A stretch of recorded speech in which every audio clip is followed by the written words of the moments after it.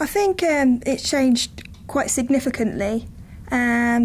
We are using learning technologies as part of how we do things now, and we started to see that develop in a number of areas. So when we first started to use e-learning, predominantly it was for regulatory learning, and that was really a means in which the organisation accepted its use.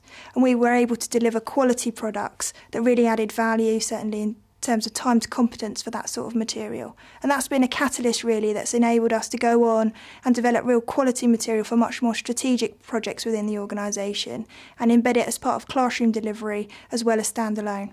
We've definitely started to use learning technologies to support performance support and really to help embed lots of the classroom learning that's been taking place, and also to give people an opportunity to go back and reflect on their learning experience. And it's always readily available to them, so if they're stuck or can't quite remember, then they can recall on the information. That's been a key part of some of the learning initiatives that we've run over the past 5 years.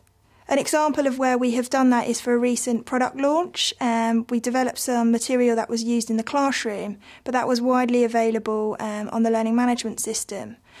But also the material was felt so useful that it was actually implemented locally onto all of the sales team PCs, and they were able to use that information and call structure to support the sales calls that they were having around that particular product. So it was a huge success. I think certainly the technology has changed, as with everything else really, but I think the critical thing is the buy-in from the business.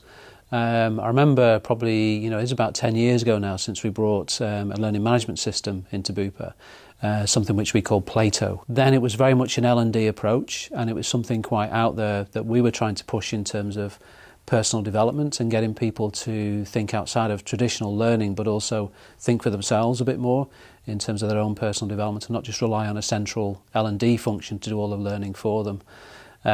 So we've moved on hugely from that. Then the business buy-in now sees it very much as it's an attribute for the business, but also an enabler to achieve business objectives, rather than something that, well, if you've got some free time, you could do some personal development.